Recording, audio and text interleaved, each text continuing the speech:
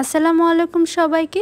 রোজা রমজান মাস চলে এসেছে। এই সময় ভারী ইফতার করার পরে অনেকেই ভারী কোনো কিছু রাতের খাবারে খেতে চান না, সেজন্য মাংস বাদেও প্রোটিন, ক্যালোরি, ফাইবার আর ভিটামিন সমৃদ্ধ একটি রেসিপি নিয়ে হাজির হলাম। আজকের রেসিপি হচ্ছে সজিনা ডাঁটা দিয়ে মুসুরির ডাল। তো চলুন দেরি না করে শুরু করা যাক।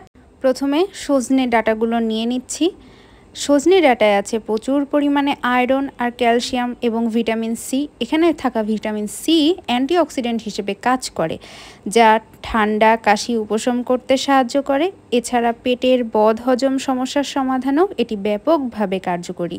সজনের ডাঁটাগুলো কেটে নিয়েছি, সাথে সাথে পেঁয়াজ, রসুন, কাঁচামরিচ এবং টমেটো কেটে নিয়েছি।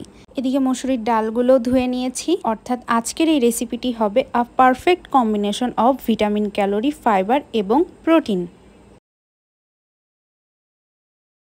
এখন রান্নায় চলে যাচ্ছি। প্রথমে কড়াইয়ের মধ্যে ধুয়ে রাখা মসুরির ডালগুলো দিয়ে দিচ্ছি এবং কেটে রাখা সজনের ডাঁটাগুলো দিয়ে দিলাম।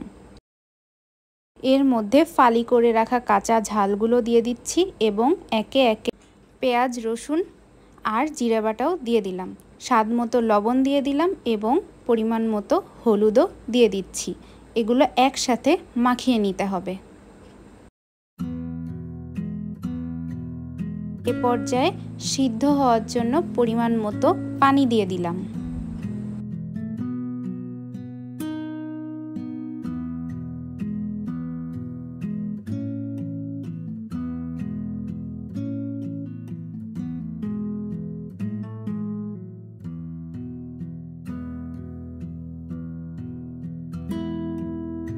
ঢাকনা খুলে দেখা যাচ্ছে অনেকটা এগুলো সিদ্ধ হয়ে এসছে।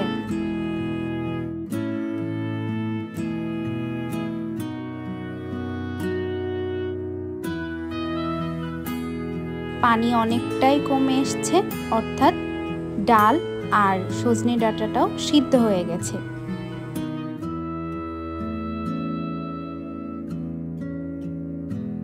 এ পর্যায়ে কেটে রাখা টমেটোগুলো দিয়ে দিচ্ছি।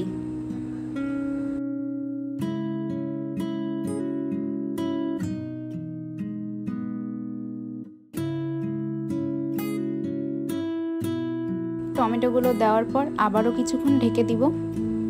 এখন এটা বাগার দেওয়ার জন্য একটি কড়াইয়ে পরিমাণ মতো তেল দিয়ে দিলাম। এর মধ্যে কুচি করে রাখা পেঁয়াজ আর রসুনগুলো দিয়ে দিচ্ছি। এগুলো খুব ভালো মতো লাল না হয়ে আসা পর্যন্ত ভাজতে হবে। এর মধ্যে খানিকটা জিরা দিয়ে দিচ্ছি।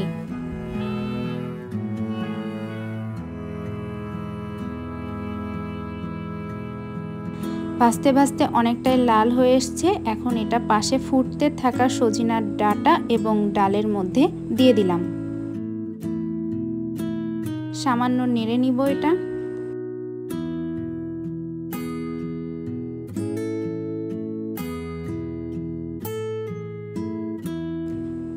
কিছুক্ষণ ফুটলেই এটা নামিয়ে নিব। সজিনার ডাঁটা দিয়ে মুসুরির ডাল তৈরি হয়ে গেছে। এখন নামিয়ে নিচ্ছি। ব্যাস, খুব সহজেই তৈরি হয়ে গেল পুষ্টিকর সমৃদ্ধ একটি রেসিপি।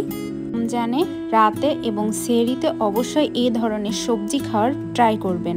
মাংসটা কিছুটা এড়িয়ে চলবেন। এরকম আরও রেসিপি পেতে অবশ্যই ইউটিউব চ্যানেলটি সাবস্ক্রাইব করবেন, পাশে থাকা বেল আইকনটি ক্লিক করবেন এবং ফেসবুক পেজটি ফলো দিয়ে পাশে থাকবেন। ধন্যবাদ।